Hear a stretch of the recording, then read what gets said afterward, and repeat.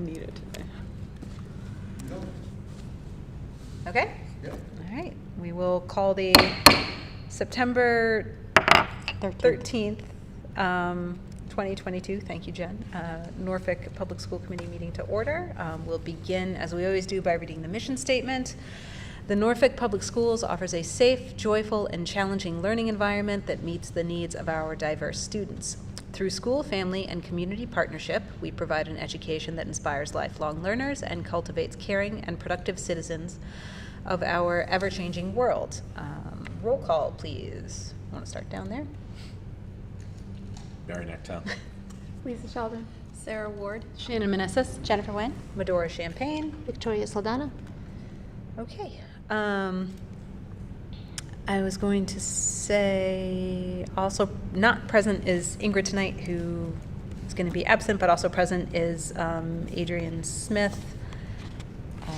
And I am reading from the minutes of our last meeting. That's why I'm confused, so I apologize. The top agenda sheet is missing for me, Oh, really?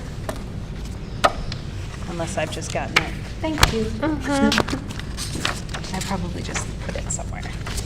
That looks much better. All right, so we'll begin with public comment. Anyone from the public is welcome to come before the committee and speak to matters within the committee's purview. I don't think I see anyone here who is here for public comment, but definitely not. Okay, moving on. We have some correspondence that I am going to get. I see what happened. Things are double-sided, and that's how I got confused. Oh, Thank you so much. okay. I appreciate it. No, I moved them around when I was looking at them beforehand. So the first piece of correspondence we have is a letter from Kathy O'Shea thanking us for the recognition at our last meeting. She writes, "I was so touched by your thoughtfulness. It has been my honor to teach in our town for 29 years. I have loved the hundreds of students I have taught and only hope I gave them a love of learning." Kathy O'Shea, so that is lovely to hear. Thank you, Mrs. O'Shea. Thank you, Mrs. Thank you very O'Shea. much. My daughter Leah loved you. Very sad you've retired, but I'm happy for you. All right, so now we can move on to the next item on our agenda, which is donations. So this is, I think we just had, I see it, one donation for the school gift fund, which is not insignificant, $2,000 from the 6th grade promotion fund, the purpose of which is for Camp Borndale at the Freeman Kennedy School. So we will need a motion to accept the donation into the school gift account as stated. I'll make a motion to accept the donation of $2,000 into the school gift account for Camp Borndale. Do we have a Second. Okay, all those in, any further discussion? All right, all those in favor? Aye. Aye. Fantastic. And thank you very much. Next item on our agenda is the school committee chair report. I have nothing to report tonight, so we're going to move on to the superintendent report, which I think Vicki is going to handle that portion of our entertainment this evening. So I will take the time to get organized as well. So the first item on our agenda is our annual CPAC Trunk or Treat event, which we need a vote on. It is a wonderful event that is held yearly. It is attended by many families. It is really quite a wonderful spectacle to come see. It is engaging and fun and really gives an opportunity for our pre-K to grade 3 students and families to just enjoy their time together. And we have Kyla Costa with us today representing through CPAC, so if you have any questions for her. But they need a vote to be able to approve the 8th annual Trunk or Treat parade to have at, which is located at H. Olive Day.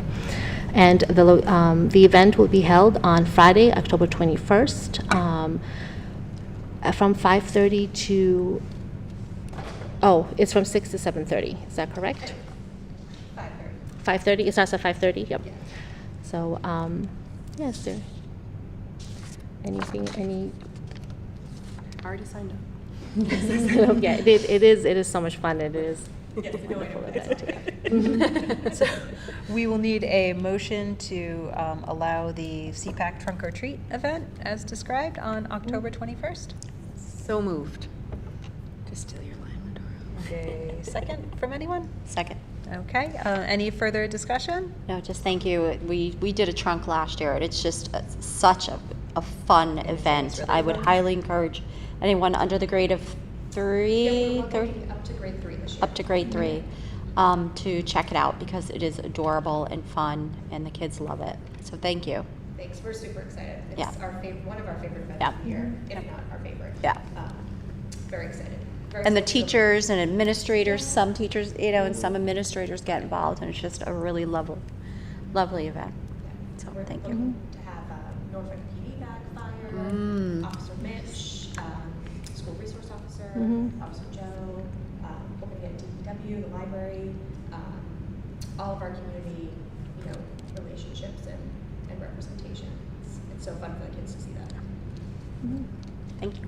Fantastic. All right, so all those in favor? Aye. Aye. All right.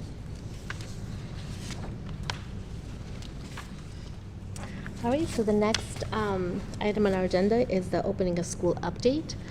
So we're definitely pleased to announce that the opening of school went very smoothly last week. The teachers returned to school on Monday, August 29th. We had an opening day. We have opening day on the 29th, what gives us an opportunity to gather as a district and to allow us to kind of set the tone.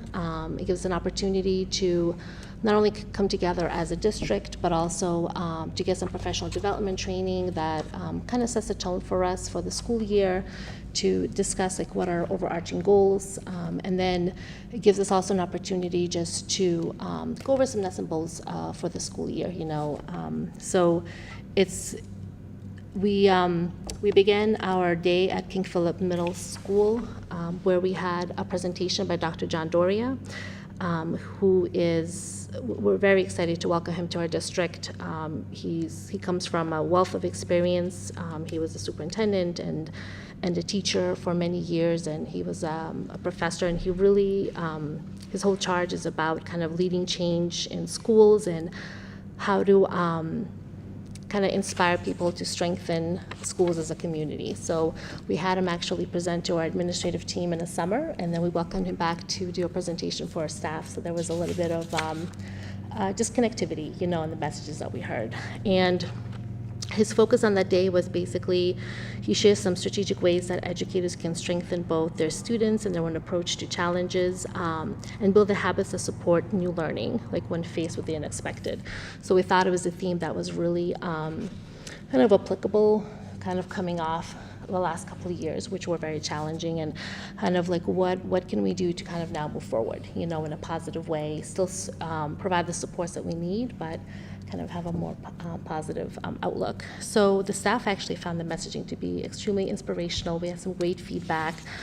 And like I said, it really kind of set a great tone for our school year.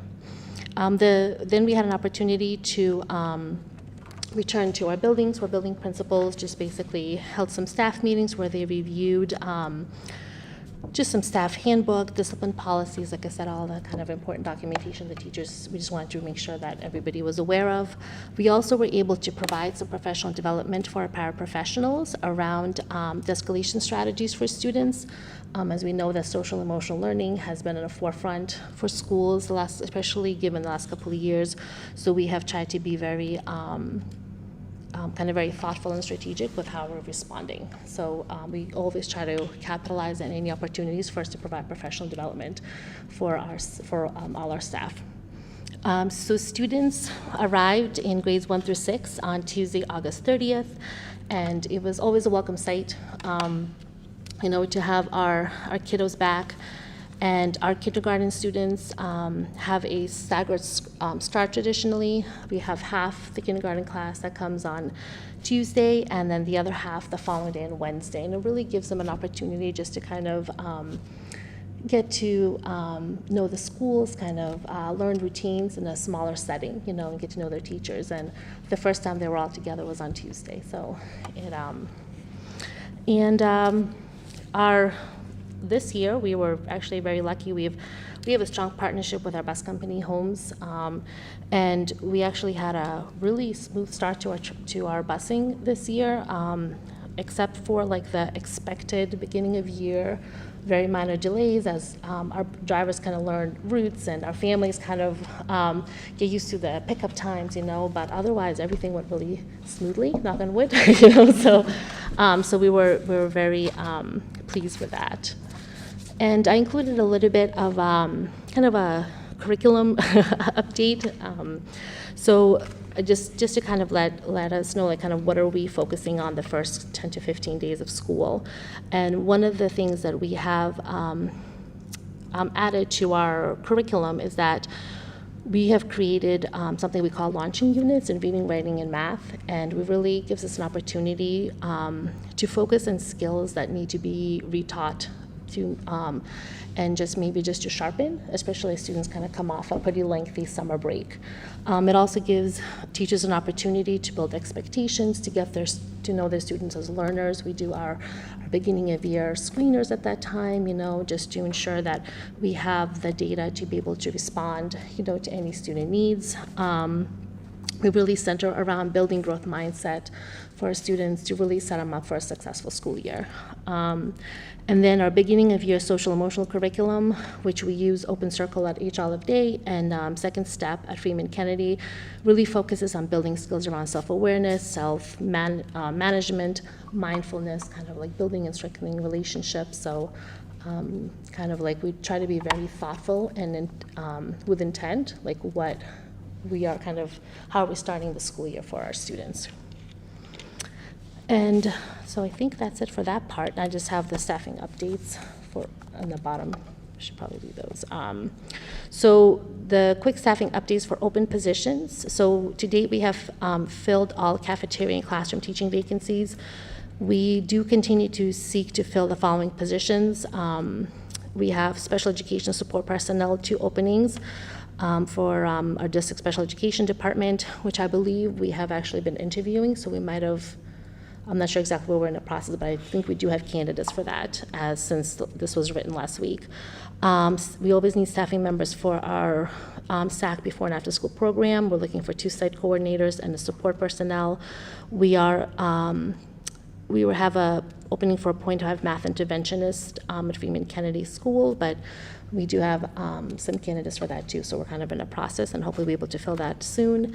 And we are in need of a math specialist at H. Olive Day School. We had resignation over the summer, so we're also looking to fill that position. But otherwise, we're actually in really great shape compared, I know, to what I hear from our counterparts. So especially with our in our special ed department, Dr. Anna Tupper is really great about all this, like, recruiting people. She's always like amazing at how she's able to find, staffing for us. So I feel like we're starting the school year very strongly, And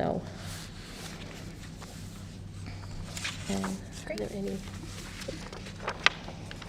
It seems like it's been a really smooth start to the school year. So. It really has, and while it looks effortless, I'm sure it's not without effort. And I have to say that even like the feel of it is very different, I had a chance to kind of just check in with a few teachers, and you get like the thumbs up, and like things are really like I think people feel very optimistic, and which is really nice to see, that We feel that Feels too a little in Franklin, lighter. It feels in the lighter other now. town. Mhm. It's just, Yeah. everyone's in a good mood. right, it's just, so. My daughter punished, this is the first normal start to school she's had since Yeah. 2019. Like, It it's is. like, and she's just like, it's amazing. It's been a long haul, and it's like I said, it's just wonderful, because this is what we're all about, like this is what we do, and it's just great to be able to not have like some of the challenges that we had, beforehand, which were, understandably, but yeah, it's very uplifting. So, was there any other, I just move on to the next one. Yeah, I think we can just go All right, roll right into fantastic. staffing and personnel, sure. Okay, so just continuing in the staffing, you do have in the exhibit, a description of some of the biographies for our teaching staff, but I'm just gonna highlight some of our, positions that have, been, filled, or if we have like staffing transitions. So, we are very excited to welcome, Mr. Caleb Rivera, who's gonna be our new regional GI director for our regional districts. He is expected to start actually this Thursday. Our teaching staff, we have Shannon Lammy, who will be joining the H. Olive Day School as our grade 2 teacher. Sarah Myers, who's going to be our district teacher of our L students. Katie Sanford, who's going to be at HOD. She's the permanent building-based floater. And Kelly Langlier, who's going to be the district teacher speech and language pathology. She's our part-time. As you know, we've discussed on our, we were voted on our first school committee. We have our 2 nurses, Julia Lavoy, who's our Freeman Kennedy nurse, and Kathleen Steck, who's our H. Olive Day nurse. And then just really quickly, just to highlight some of the teacher shifts, we have Sonia Cataldo, who'll be moving from grade 2 to kindergarten. So she was our kindergarten teacher, but then because of enrollment, we had a grade 2 opening, and she was very kind to kind of shift to that last year, but now she's change. back. It is. Thank you. And I think she really loved both grades, you know, but I'm sure she's happy to be back with kindergarten is a special place, you know, so. She's such a kindergarten teacher, too. She's great. Joan Marsden is shifting from grade 1 to grade 2. Renee Privet, who was our KESP, she's going to be now our kindergarten teacher. Sarah Visnick is going to shift from permanent building-based floater to a 0.5 grade 1 teacher. Kara Strang, she's moving from our special ed ESP to special ed teacher. Kendall Merritt is going to moving from our 0.5 ESP. She's going to be our 0.5, and a 0.5 teacher. So she had a split position, and now she's going to be our full-time teacher at H. Olive Day. And Amber Caparini, she's going to go from being our ESP at Freeman Kennedy to our permanent building-based floater. So they're like our building-based substitutes. And I think that was what I was going to highlight. Is there any other questions? Or? Okay. All right. Moving on to the next agenda item. Moving right along, yes.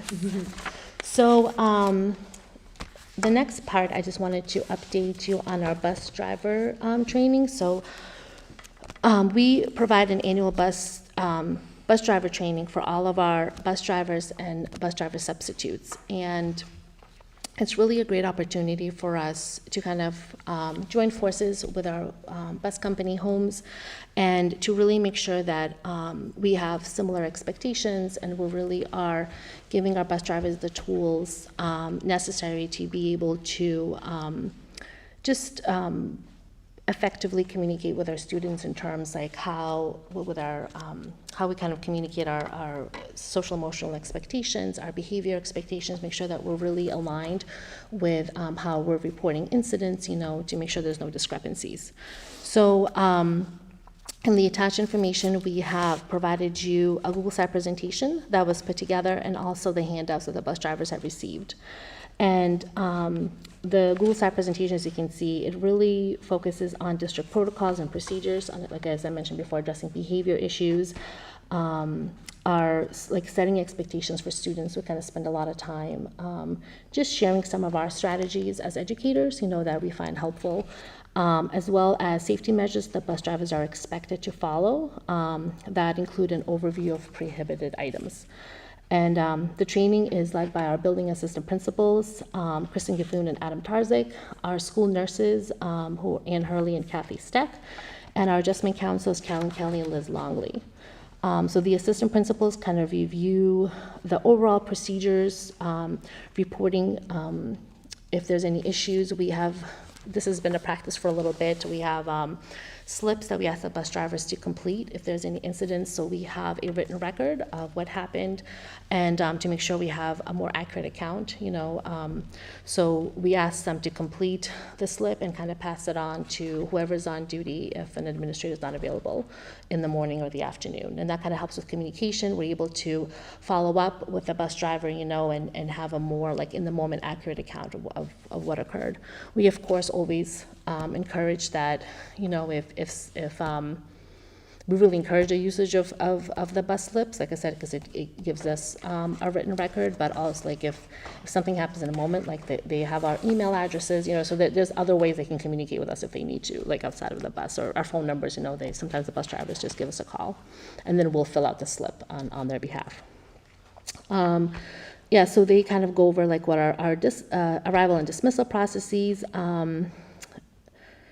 and our nurses spend some time going over how to administer an EpiPen in case the student goes into anaphylactic shock. They also review the Heimlich maneuver, as well as they kind of go over if a student has a severe allergy on the bus and what that allergies are in general, and just like if there is contact, like how to respond appropriately. And then the adjustment counselors, they have a presentation which is also included, where they cover our bullying, and really kind of focusing on how to identify bullying. Sometimes the word bullying can be overused, so we really kind of go over the indicators of like what is a bullying incident.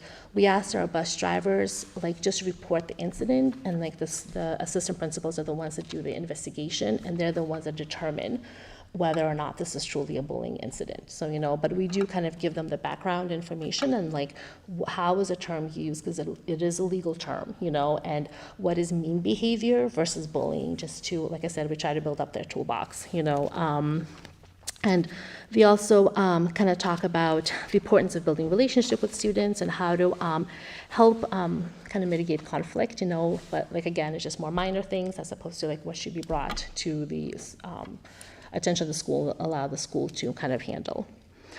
So that's pretty much what the bus driver training consists of. And like I said, we ask that if a bus driver is not available to attend, we usually ask them to meet us on a different day when they are available, if there's for whatever reason, and we go over the training with them. So we really make sure that all the bus drivers are trained in this, the substitute bus drivers, and then we ask the representative from homes to attend the training as well, just so they can kind of hear the message, and we give them all the materials, and that's kind of helpful for us too, because throughout the year we can say, there seems to be a little bit of a lapse of practice. Can you kind of go back to the presentation just to kind of review with your staff like this particular piece, so. Any questions about the bus driver training? I'm sure you answered this last year, but with the bus driver training, is it Holmes or is it the Norfolk Public Schools that does a query? And do they just do a query, or do they get more of a national background check to drive children around? So we do the queries and fingerprinting as well, is what the school, so they fill out the application for us, and we run the queries. Okay. Is that done I know queries can last a little bit, but considering they're bus drivers with children, is that something that they do every year? So I think the queries, I think we do the queries whenever, I think it's done whenever they expire. I know the fingerprinting is too, but I think that is something I can definitely follow up and just make sure that I'm giving you accurate information. No, I'm sure you're probably right, because I have to get queried through Girl Scouts and just my own school and all this other stuff. But I don't know, I just would be curious if we could talk about at a later date, like looking at that. Like, I know that there's a state law with time frame of queries, but I just wonder if I think it's pretty frequent too. It's like, I know, like, of course, like any new employee has to go for the query and the fingerprinting. We have the same expectation for bus drivers. I just, I feel like I'd have to just double check, circle back with our HR office. I feel like at the outside it's 2 years. I feel like it's a pretty frequent. It is pretty expiration frequent, process. It's not like it's good for 5 years or Okay. something like that. I would just, if you could follow up, that would be Yeah, great. I actually can give you the exact timeline. And I know that like our human resource office keeps a running list. So we keep track of like who's about to expire, you know what I mean? And we reach out to them and say like, just a reminder that you need to come in. And none of our bus drivers are allowed to drive a bus or be with, or overall, like it's a policy outside of, for any staff member, but without having a query and fingerprinting complete, so. Thank you. Vicki, do you know if this training includes all the drivers who drive the vans and buses used by students who access special education services? Yeah, so the van company, they have their own, it's a different company, and I know they do their own training. If you want to find out more, I would definitely can reach out for you with, Dr. Tupper would know exactly what they go through. This training in particular is for the homeless bus drivers, so it's like all of the yellow buses that we Okay. get them. And I would think that the bus drivers who are transporting the kids who access special education services should get either equal or. Yeah, and I think that theirs is a Same little type of bit training, more right? because they do have very specific students that they transport. So I think like their training that the companies provide is just more, also includes like how to address issues that are very specific to the student needs that they transport, Do you know if we're involved in the training at all, though? Yeah, I can find out for you. Okay, That's that'd a be really great. good question, actually, yeah. I think but- one of the distinguishing factors would be like, there might be a year where we don't partner with the van company. If we don't have an outplaced student that requires transportation, or if we don't have a transportation need within district. So we don't drive that on a year-over-year basis as far as a training agenda item tied to the school. Do you see what I'm saying? Because that might be something that in a very unusual year, Right. we don't need.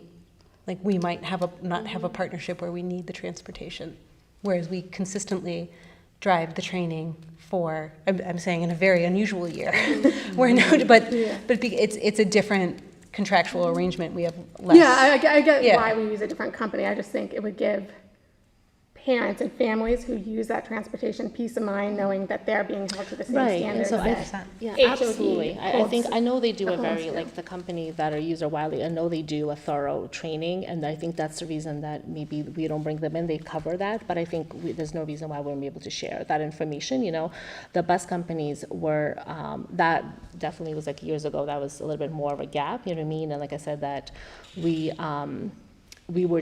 just said that it helps to build partnerships, but it also we're able to provide specific information that maybe was not, available before, because that is because of the way the van pool is structured. But we can definitely, I can reach out to Dr. Tupper and just helpful to ask her find out to more circle back, yeah.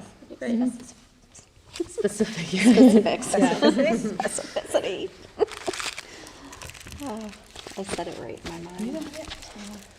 So I think the next part of the report, I'm going to turn it over to Barry Nacto to give us an update on our feasibility study.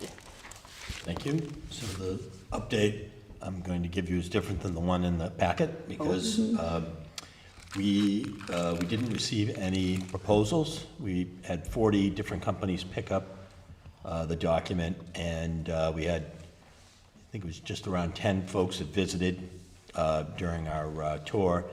We didn't get any bids. So we are actually meeting tomorrow to sort of think about next steps in terms of do we rebid, or what can we do if we rebid differently to attract some more activity on the bidding side. So push the process out a little bit if we do rebid, but that's probably one of the only options that we have. Very surprising, we had 40 companies pick it up. Well, and I think it narrowed down to 14 who would have been eligible to actually submit proposals based upon some of the steps that they were asked to go through. So we had 14 that we would have expected to bid, and none bid. So it's, yeah.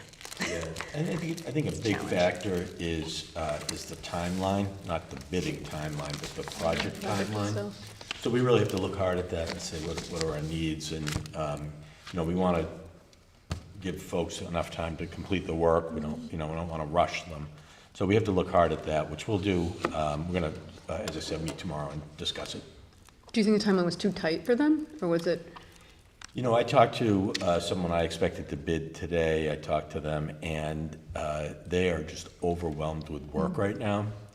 And like we all know, their most precious resource they can't find enough of, and that's people to do the work. So you have a combination of timeline and resource allocation that I think a lot of the companies struggle with. So that might mean you have to push the timeline out a little bit to give them time to cycle through some work to get to yours. And Barry, just, I'm sorry if this was told, wasn't at the last meeting, but when you say we are meeting, who is that? A subset of us that have been kind of working on putting the. It's actually, we putting the formed the document full together. construction committee, so myself and Sarah are on that as well, and it involves Vicky and Barry and Matt Hafner and Matt, Ingrid. right. Okay, just for the public. Yeah, no, I think that that's very fair. I think it should You be know, pretty transparent. question. We Figured hadn't Barry actually was there. formed the subcommittee when the bid documents were generated over the summer Okay. because it occurred before we had time to reorganize, so. Right. And just for the public, the feasibility study, if I'm saying this correctly, I'm sure you'll correct me if I'm not, is to talk about the addition at Freeman Kennedy because of the extreme crowding issues, space issues at HOD. And my understanding is that there's music on a cart now, there's no more. So this is, And we know, there's already money appropriated for this study, so we've done that at Yeah. town meeting last spring. There's Right. no question about the necessity of a feasibility study, and I think that we're all very aligned on the issues at HOD as well. I think everyone in this room is. I know, I'm speaking to the public that maybe they're young parents who might understand that this is one step, so that way when 5 years from now or 2 years from now, when they're like, why don't we have these rooms? And we'll be like, we talked about it for Right. many, many years. So that's what the feasibility study is. Well, it's the first step in that process. First step, yes. Yeah, and you're absolutely right. I mean, I think and we're very thankful for the response that we've had, that we're able to move forward with this, and I think it's going to really be helpful in the long run for us to be able to provide the space and the accommodation to make sure that we can continue, like you mentioned, you know what I mean, to offer the type of education that we want our kids to have, you know, and that does include not having music in the cart, you know, and other things. So this is very exciting that we'll be able to move to this next step. Yep, it's a great positive forward momentum. It's just time to find a partner to do the work That's with right. us. Someone to bid. Yes. If anybody's looking, I'm just kidding. Get Anna Tupper on it. Anna Tupper can help them. It's not part of the public advertising process. I get you. Just kidding. Anna Tupper, Expand Her Horizons. Fantastic. Moving on to committee reports. King Philip. Nothing new to report. I was not at the last meeting due to my daughter's birthday. That seems Yes. acceptable I asked. excuse. She said We no. accept that, too. You asked if we could go. I was like, can I go? She said, no, I want cake and ice cream. All right. And policy subcommittee. Policy, we met just before this, and I'll make this short and sweet. We had 2 policies, first reading for both, entrance age, so talking about entrance age for kindergarten, first grade, et cetera. It has been passed to legal for one portion of it that we feel the language is vague, so we're getting legal counsel on that. Then we will read it again once that language comes in and then present it to school committee. Same with bullying prevention. We have to review it annually. Also, first reading for this year, we have some minor changes that we want to make, and mainly to bring some of the language more up to date into this century. So we'll do that, and then we'll bring it, when ready, back to the committee. So you're not moving the entrance date to allow children born in September, are you? I'm not going to lose my mind, right? No, we are now, yeah, we're going to move it to December. No, that will September not 5th be child moving. with an extra year of daycare. All right. Okay, so new items. Let's see here. We have a school partnership renewal from NCTV. Thank you for being here tonight, NCTV. So this will require a vote, and I had myself very organized, and now I am disorganized. But thank you. Do you need a because you're- motion? yes. No, well, let's, the school partners need to be renewed, I think, on a annual kind of repetitive basis. So we have an application from NCTV that obviously does any number of things, such as videotaping these meetings, or not videotaping, streaming sometimes. And I think also the Halloween parade and certain school functions are kind of broadcast or kind of uploaded after the fact. So it's a great way, for me at least, to share with my out-of-state parents what their grandchildren are up to at school. So I very much appreciate that. So yes, we will need a motion to accept the application of NCTV to remain a school partner. So moved? Second? All right, any further discussion? Seeing none, all those in favor? Aye. Aye. Thank you, NCTV, always amazing and helpful Very helpful. and professional. Okay, let's see, another action item would be to approve the minutes I was reading from previously, before I realized they were wrong. The August 23rd, 2022 school committee meeting minutes will need a motion and a vote for approval. I just had a change. Okie dokie. It says that I motioned to adjourn the last meeting and I wasn't here. Oh, did you, we took that out when you got the copy, okay. We did correct that, Oh, yes. okay. Yeah, thank you. Thank you for reading the minutes, all the way through to the end. Right. Assuming that has been remedied, I'll still need a motion, I guess. Did we do that already? No, but I can't, Okay. I wasn't there either.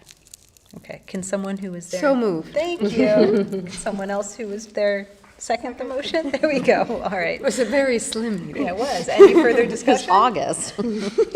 Seeing none, all those in favor who can vote, aye. Aye. All right, wonderful, motion passes. Our next school committee meeting is currently scheduled for Tuesday, October 11th. Does anybody have an issue with fine. that? I might be on vacation. It is the Tuesday that follows the holiday weekend, so just if you're planning Oh. extended travel, we might need to move that one around a little bit. Yeah, that one, I'm okay. I might not be, okay, I might be solo mama that night. I'm back. So we have at least 3, 4, okay, all right. I'll let you know. Let's just leave it. I'll be moderately jet lagged, but I'm sure it'll be hilarious for all of you. All right, fantastic, so. I want to see that on recording, everybody on CTV. The last item on the agenda, we'll just need a motion to adjourn this evening's meeting. I'll move to adjourn this meeting. Can I get a second? Second? All right, all those in favor? Aye. 39 minutes. Awesome. This meeting on record. Nice, because I've been awake Votes. since 5. I know, it's like we did